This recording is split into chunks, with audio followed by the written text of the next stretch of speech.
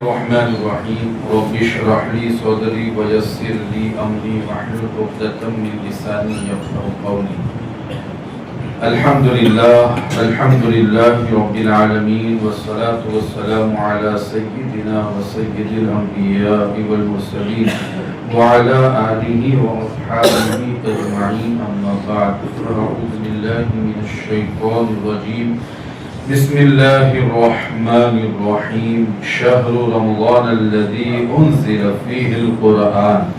صدق الله مولانا العظيم وبلغنا رسوله النبي الأمين المكين الكريم ونحن على ذلك لمن الشاهدين والشاكرين والحمد لله رب العالمين.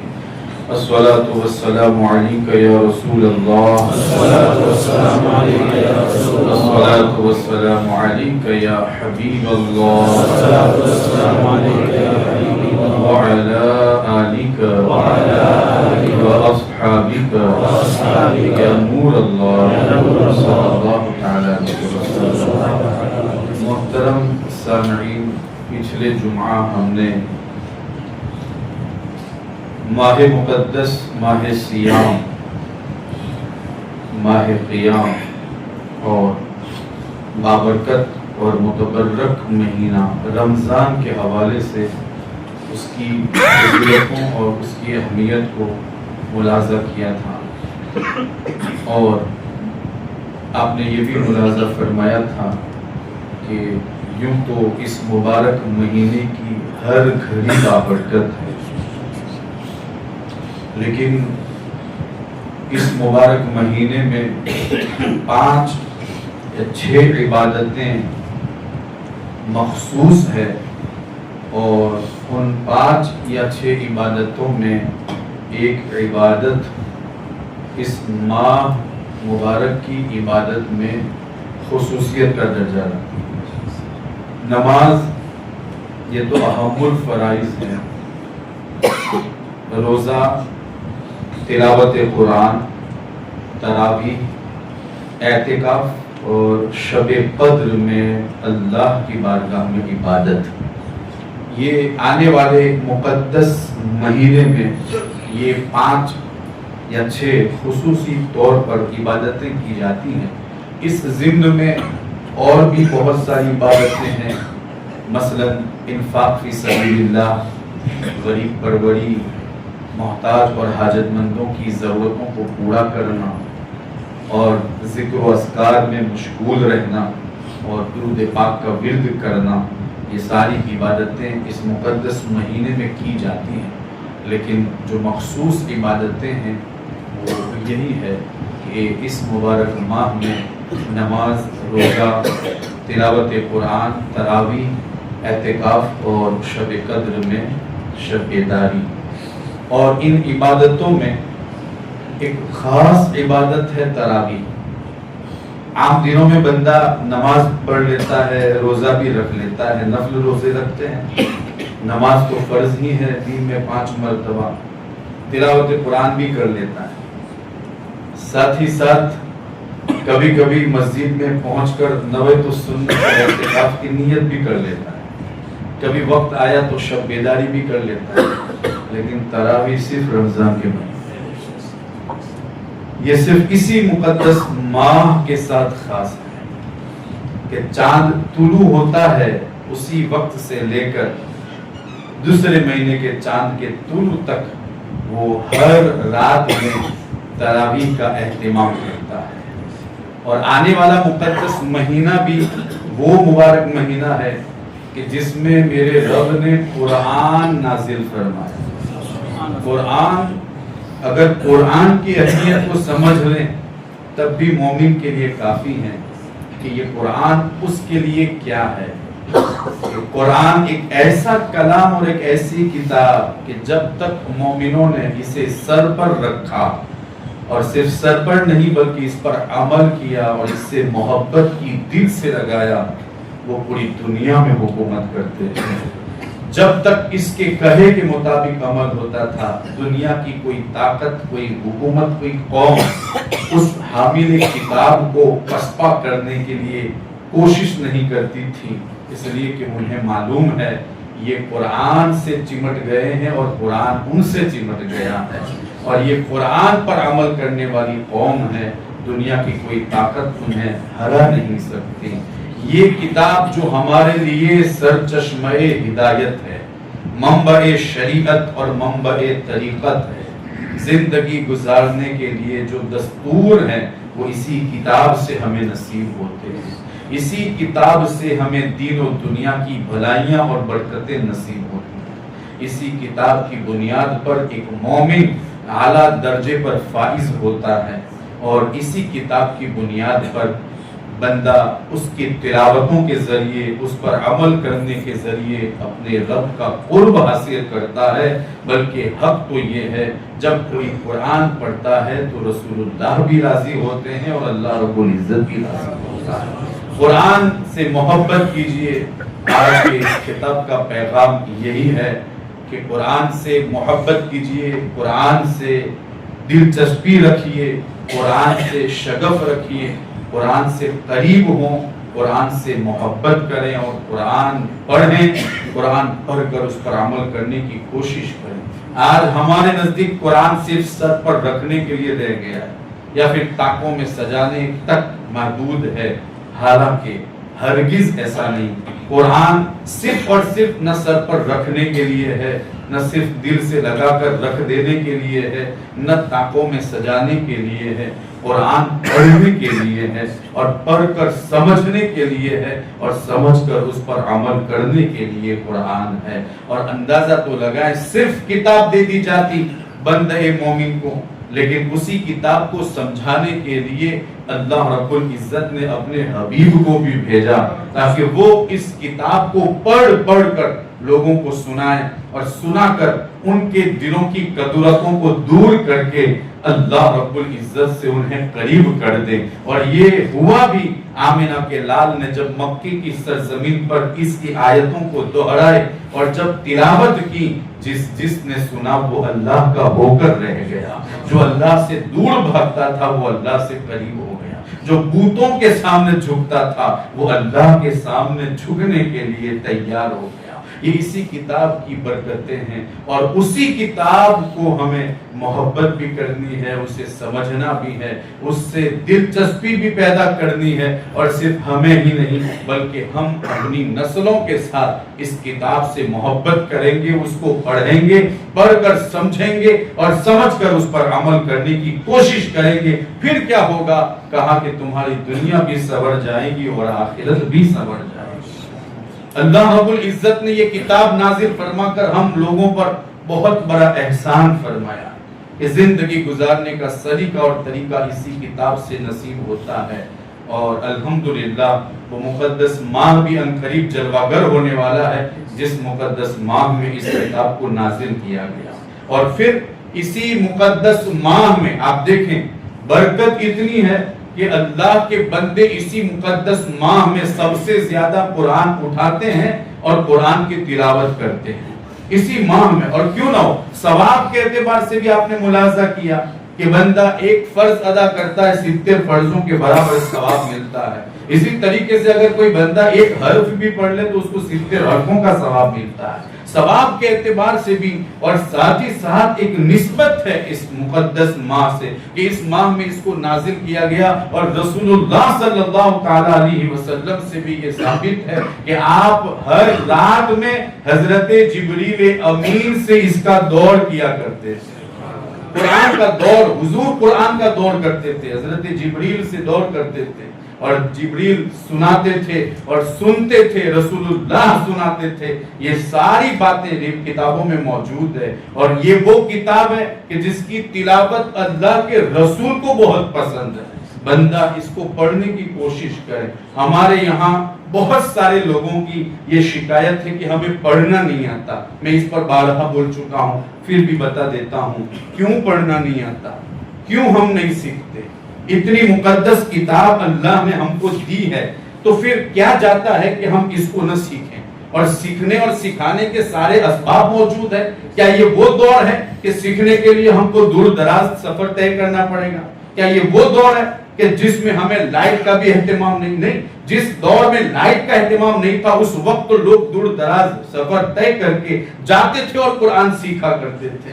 رسول اللہ کے دربار میں بیٹھ کر لوگ سیکھا کرتے تھے، قاریوں سے مل کر سیکھا کرتے تھے. لیکن آج تو الحمدللہ جگہ جگہ میرے رب نے سیکھنے اور سکھانے کے سارے اسباب ہمیں عطا فرمائے. کیوں نہیں آتا؟ یہ قرآن جو ہمارے لیے سرچشمہ ہدایت ہے. ہم پوچھے کون ہے؟ کہا مسلمان. کہا مسلمانوں کی کتاب؟ کہا قرآن. قرآن پڑھنا جانتے ہو؟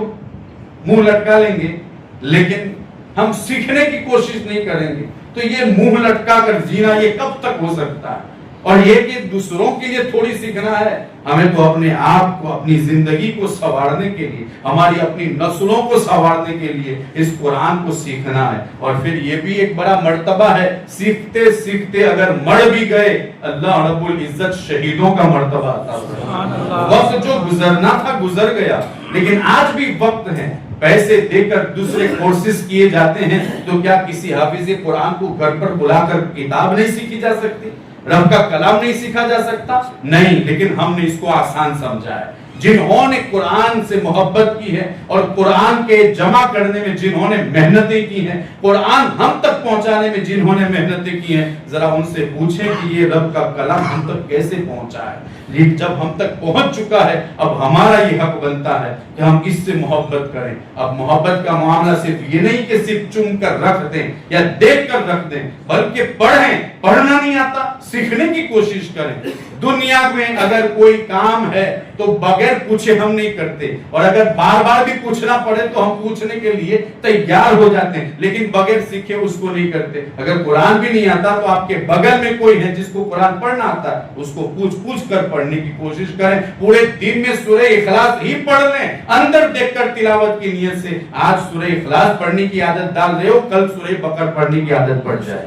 کوشش تو کیجیے. اتنی زندگی گزر گئی، کوئی 40 سال کا ہے، کوئی 45 سال کا. اللہ ماشاءاللہ جو پڑھتے ہیں وہ پڑھتے ہیں، جو محبت کرتے ہیں قرآن سے وہ کرتے ہیں، لیکن جو نہیں سیکھتے یا سیکھنا نہیں ہے تو یہ میری باتیں انہی کے لیے ہیں. کیوں نہیں سیکھنا ہے؟ کیا یہ میرے رب کا کلام نہیں ہے؟ کیا یہ ہمارے لیے سرچشمہ ہدایت نہیں ہے؟ کیا یہ وہ کتاب نہیں ہے کہ جس کی وجہ سے مومن بلندی حاصل کرتا ہے، عروج حاصل کرتا ہے؟ یقیناً یہ وہی کتاب ہے. کیا اس کتاب کو ہم نہیں سیکھیں گے؟ دنیا کا ہر کام پوچھ پوچھ کر کرتے ہیں تاکہ بگڑ نہ جائے. قرآن پوچھ پوچھ کر پڑھنے کی کوشش کیجئے. آپ ہم نے اگر عادت ڈالی ہوتی نا، روزانہ ایک آیت ہی، زیادہ نہیں، صرف ایک آیت، اولئک علی ھدی من ربہم واولئک ھم المفلحون، ایک آیت کی اگر عادت ڈالی ہوتی نا تو آج ہمارے یہاں ایک ماحول ہوتا جیسے رمضان کے دنوں میں عصر کے بعد یا مغرب یا ظہر کے بعد جو لائنیں لگتی نا قرآن پڑھنے کی، وہ عام دنوں میں بھی لگتی ہوئی نظر آتی، کیونکہ ہر شخص کو قرآن سے محبت ہوتی. لیکن یہ تو ہم کو بیٹھے بٹھائے مل گیا، اس سے ہمیں دلچسپی نہیں. دلچسپی پیدا کیجیے، محبت کیجیے قرآن سے، اس کو گلے سے لگائیے، اس کو پڑھنے کی کوشش کیجیے. یہ میرے رب کا کلام ہے. اسی کلام کی تلاوت سنتے ہوئے رسول اللہ خوش ہوتے ہیں. آپ نے قاری ابو العباس کی میری زبان سے یہ روایت بارہا سنی ہوگی، اور یہ روایت مجھے پسند بھی ہے. کیوں نہ ہو کہ رسول اللہ کو قرآن کی تلاوت بہت پسند ہے. جب قاری ابو العباس حضور کا دربار چھوڑ کر رخصت ہوئے اپنے دیار کی طرف، مصر میں پڑاؤ کیا، رات میں حضور خواب میں آئے اور آ کر کہا ابو العباس تم نے میرا دیار چھوڑ دیا. میرا دیار شاگردوں کے درمیان اس بات کو پیش کر رہے ہوتے کہ تم نے میرا دربار چھوڑ دیا. کہا حضور مجھے تو اپنے دیار میں آنا تھا. کہا کتنا اچھا لگتا تھا جب تم قرآن کی تلاوت کرتے. سبحان اللہ سبحان اللہ. شاگردوں نے اپنے استاد سے پوچھا حضور کتنی مرتبہ قرآن پڑھا؟ کہا حضور کے دربار میں 1000 مرتبہ میں نے قرآن کا ختم کیا. سبحان اللہ. 1000 مرتبہ قرآن کا ختم کیا. معلوم یہ ہوا رسول اللہ کو قرآن کی تلاوت کی آواز بہت پسند ہے. اور آج قوم مسلم اسی سے دور ہے. یہ قوم نعت تو سن لے گی، سننے میں کوئی حرج نہیں، نعت بھی سنیے، بہت کچھ سنیے. آپ نعت جتنی چاہے سنیے، نعت بھی دلوں میں محبت رسول پیدا کرتی ہے، اس سے انکار نہیں. لیکن قرآن کی تلاوت بھی ضروری ہے. قرآن کی تلاوت بھی کیجئے. قرآن کی تلاوت جو آواز ہے جو ہمارے دلوں کے غم کو دور کر دیا کرتی ہے، اس سے بھی محبت کیجئے. قرآن کی تلاوت. آج دیکھیں قرآن سے ہم دوری ہیں، ہم دور ہیں. اور قرآن سے دوری اختیار کیے ہوئے ہیں اور دوسری باتوں میں ہم مشغول ہیں، تو قرآن کون پڑھے گا؟ قرآن سے کون محبت کرے گا؟ قرآن کی تلاوت سے کون محبت کرے گا؟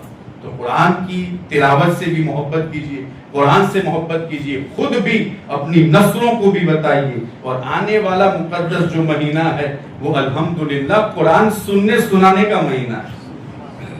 کیا ہوتا ہے اس مہینے میں؟ تراویح پڑھی جاتی ہے۔ پڑھنا ہے کہ نہیں پڑھنا ہے؟ پڑھنی ہے نا، جیسی نیت ہوگی ویسی برکت ہوگی۔ اگر آج عزم مصمم کرتے ہیں کہ ہمیں پڑھنا ہے تو پھر اللہ برکت دے گا۔ شیطان تو اس وقت قید ہوتا ہے، لیکن نفس اتنا ہم کو کنٹرول کیے ہوئے ہے کہ شیطان بند بھی ہو جائے تب بھی ہم گناہوں سے باز نہیں رہتے۔ ہمارا نفس اس قدر گناہوں کا عادی ہو گیا ہے۔ نفس اگر منع بھی کرے گا نا تو ہمارا یہ عزم مصمم ہم کو بیتوں سے اور صوفوں سے اٹھا کر مسجد میں لا کر کھڑا کر دے۔ آنے والا مقدس مہینہ یہ تراویح کا مہینہ ہے، اور اس مقدس مہینے میں ہمیں تراویح پڑھنی ہے۔ افسوس ہوتا ہے ان مسلمانوں پر، مجھے تراویح کے حوالے سے کچھ ضروری باتیں پیش کرنی ہیں۔ افسوس ہوتا ہے ان مسلمانوں پر کہ جو رمضان میں تراویح کی تیاری نہیں کرتے، کیرم بورڈ کی تیاری کرتے۔ پورے سال میں ایک مہینہ ہمیں رب کی بارگاہ میں حاضر ہو کر قرآن سننا ہے۔ یہ قرآن کیا ہے؟ اب دیکھیں، میں نے قرآن کے بارے میں بتایا۔ تراویح، یہ تراویح کیا ہے؟ جمہور کے نزدیک ہر مرد اور عورت پر رمضان کی راتوں میں 20 رکعت تراویح پڑھنا سنت موقدہ ہے۔ کیا ہے؟ سنت موقدہ۔ اب سنت موقدہ کا جو تاریخ ہوتا ہے، یعنی کسی کے لیے اس کو چھوڑنے کی عادت بنانا جائز نہیں ہے، تو یہ تراویح رمضان کی راتوں میں پڑھی جاتی ہیں۔ ہوتا کیا ہے؟ ایک حافظ قرآن مصلی امامت پر کھڑا ہوتا ہے اور وہ امامت کرتا ہے، اور امامت کرتے ہوئے قرآن سناتا ہے۔ تو اب جو قرآن سے محبت کرے گا وہ دوڑتا آئے گا تراویح میں، اور جسے قرآن سے محبت نہ ہوگی وہ تراویح سے دور رہے گا۔ اور یہ صرف مرد کے لیے نہیں بلکہ عورتوں کے لیے بھی سنت موقع ہے۔ عورتیں بھی، خواتین بھی سن رہی ہیں، جو کام کا بہانہ بناتے ہوئے جو تراویحوں سے دور رہتی ہیں اور مصلی پر کھڑے ہونے سے وہ کتراتی ہیں، ذرا انہیں بھی معلوم ہو کہ یہ صرف مردوں کے لیے نہیں، یہ عورتوں کے لیے بھی ہے، سنت موقدہ ہے۔ اگر عادت ڈال دیں گی چھوڑنے کی تو پھر یہ جائز نہیں ہے، بلکہ اس پر ہماری پکڑ ہوگی، اس لیے کہ یہ سنت موقدہ ہے۔ کان رسول اللہ صلی اللہ تعالی علیہ وسلم یرغب الی رمضان، الی قیام رمضان۔ رسول اللہ صلی اللہ تعالی علیہ وسلم رمضان کی راتوں میں قیام کی طرف لوگوں کو رغبت دلایا کرتے تھے۔ اور یہ کتنی رکعتیں ہیں؟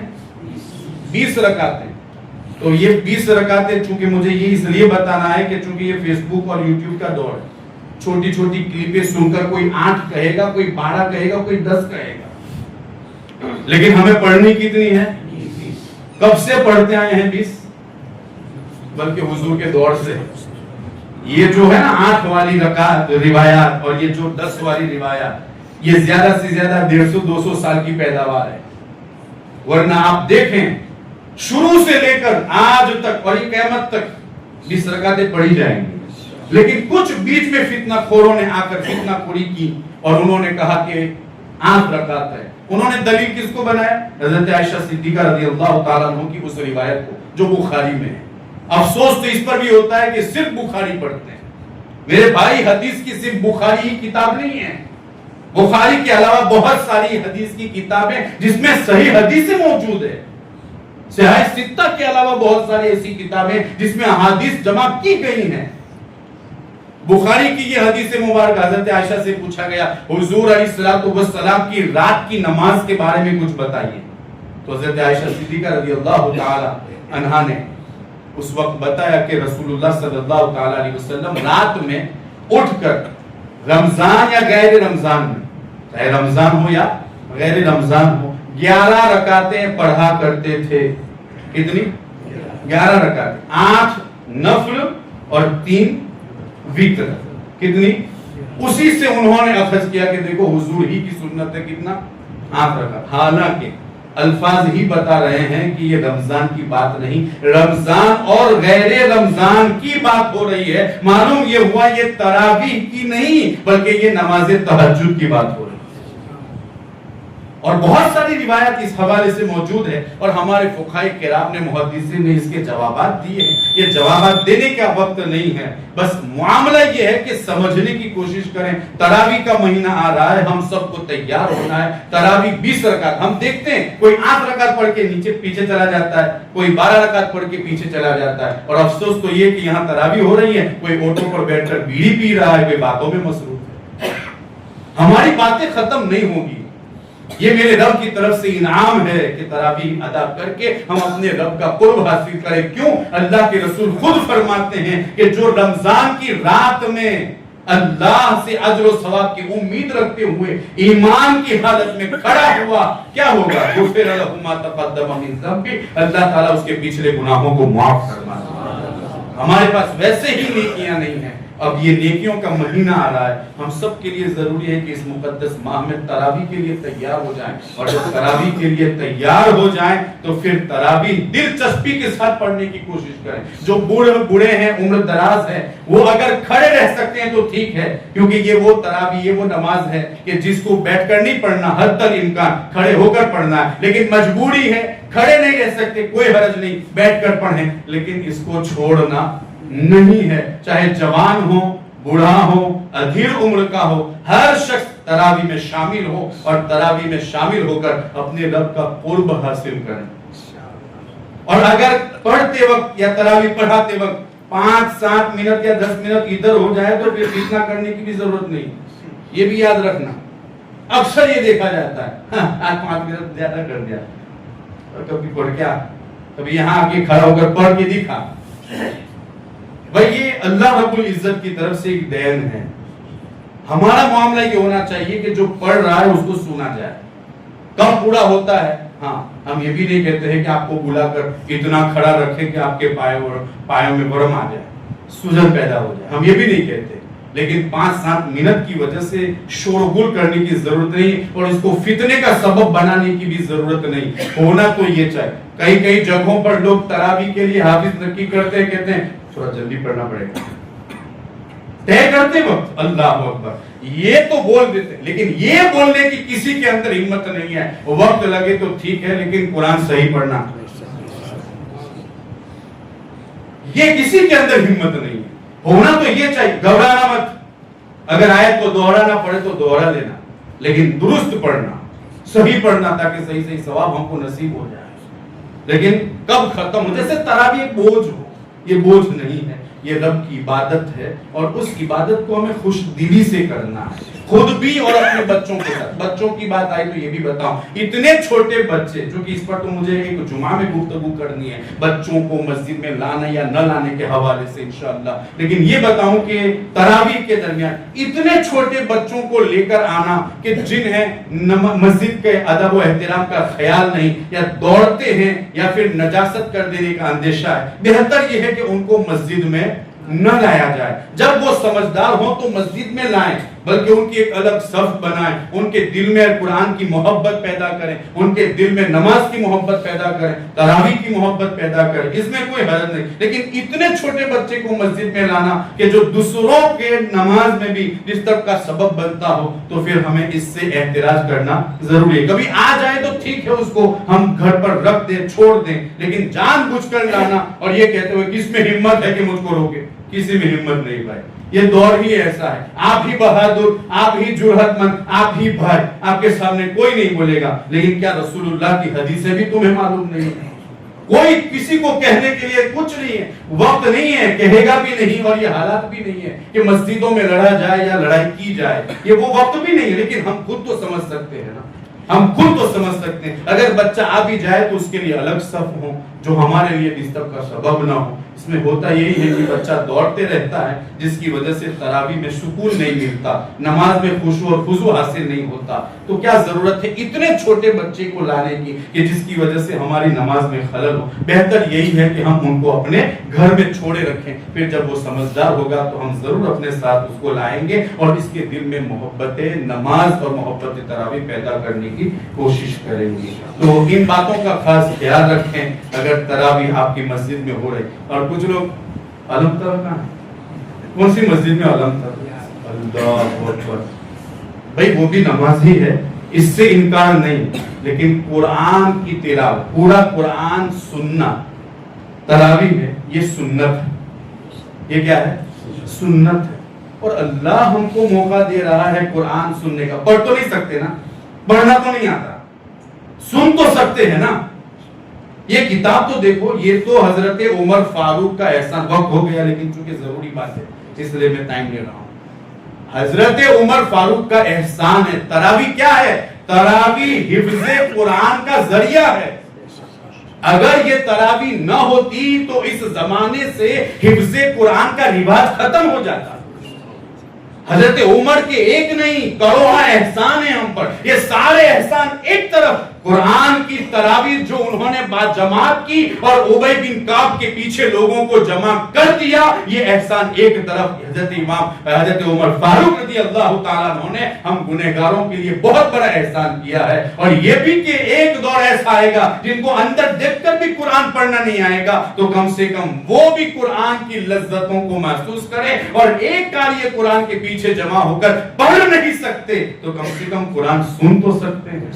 اور یہ آپ کا بھی ہم پر احسان ہے. اگر آپ لوگ جمع نہ ہو تو ہم تراویح کہاں پڑھائیں گے؟ اور ایسا بھی نہیں, پڑھتے ہیں, کورونا میں بھی پڑھ کے بتائی ہے, لیکن اگر آپ آئیں تو ہم کو بھی اچھا لگتا ہے. تو آپ کا بھی ہم پر احسان, اور آنا چاہیے, اس لیے آنا ہے تاکہ ہم بھول نہ جائیں. اور یہ جو ہم یاد رکھے ہوئے ہیں یہ احسان آپ ہی کا ہے. تو حضرت عمر نے جو احسان کیا ہے اس احسان میں آپ بھی حصہ لے سکتے ہیں. آپ بھی آئیے تراویح میں, تراویح پڑھیے, اور تراویح پڑھ کر جو حفظ قرآن کا ذریعہ بنا جاتا ہے وہ بننے کی کوشش کیجئے. اللہ رب العزت جب تک ہمارے سینوں میں قرآن رہے گا, اللہ رب العزت تمہیں اس کا ثواب عطا فرمائے گا. بھائی ہم بھی جب حافظ قرآن بنے تھے تو 4 رکعت پڑھاتے تھے, بلکہ ہم کہیں سیٹ ہوتے تھے, تب جا کر آج کچھ پڑھ سکتے ہیں, حالانکہ حق ادا نہیں کر سکتے. اس لیے ہمارے جو نئے حافظ ہیں ان کو بھی آپ تراویح میں سیٹ کیجیے. یہ سیٹ کرنا کیا ہے؟ ان کے حفظ قرآن کو محفوظ کرنے کا ذریعہ بننا ہے, جو حضرت عمر فاروق رضی اللہ تعالیٰ عنہ ہم پر احسان کیا. اس لیے تراویح پڑھیے, خوشی سے پڑھیے, دل سے پڑھیے, خشوع اور خضوع کے ساتھ پڑھیے. یہ ایک مہینہ ہے جو میرے رب نے ہم پر یہ عبادت نازل کی ہے. ہم کو پڑھنا چاہیے اور اپنے رب کا قرب حاصل کرنا چاہیے. پڑھیں گے نا؟ رات کو کھیلوں سے, موبائلوں سے پرہیز کریں گے. ایسا مہینہ پھر کبھی موقع ملے یا نہ ملے, آج مل رہا ہے تو اس سے فائدہ اٹھا کر ہم اپنے رب کا قرب حاصل کریں. کیرم سے دور رہیے. اب تو راؤنڈ کا سیزن چلے گا, فلاں گاؤں میں فلاں, پوری رات کھیلنے میں. اللہ اکبر, یہ امت محمدیہ. پھر شکایت یہ ہے کہ آج کل کا وہ چھوٹا بھی ہمارے سامنے ہوتا ہے. تو پہلے مومن تو بن, مومن بن. تو مومن جس دن بن جائے گا نا, دنیا ایک نہیں, چھوٹا نہیں, حکومت کا سب سے بڑا کوئی پاورفل آدمی بھی کیوں نہ ہوگا, وہ تیرے سامنے آنکھ اٹھا کر نہیں دیکھ سکے گا جس دن تو مومن بنے گا. راتوں کو ہم گزارے میدانوں میں, راتوں کو ہم موبائلوں میں گزارے اور تراویح کی نماز تک نہ پڑھے, اور ہم کہیں کہ ہمیں کوئی کچھ نہیں کہنا چاہیے, ہم پر آزمائش بھی نہیں آنی چاہیے, ہم مصیبتوں میں گرفتار بھی نہیں ہونے چاہیے. اللہ اکبر, ایسا ہرگز نہیں ہو سکتا. اگر ہم دین چھوڑ دیں گے, اگر ہم نمازیں چھوڑ دیں گے, اگر ہم مسجد سے دور ہو جائیں گے, یہ قومیں ہم پر سوار ہوں گی. اور اس وقت کیا چھوٹے کا چھوٹا جس کو ہم کچھ نہیں سمجھتے تھے وہ بھی ہمارے سامنے آ کر بولنے کی کوشش کرے گا اور ہم کچھ نہیں کر سکیں گے. اس لیے کوشش کیجیے. وقت کافی ہو گیا, میں معذرت چاہتا ہوں. نماز, تراویح اور روزہ, خاص عبادتیں جو ہیں رمضان کی, اس میں خاص اہتمام کرنے کی کوشش کیجیے. ایک ماحول بنائیے اپنے گھر کے اندر.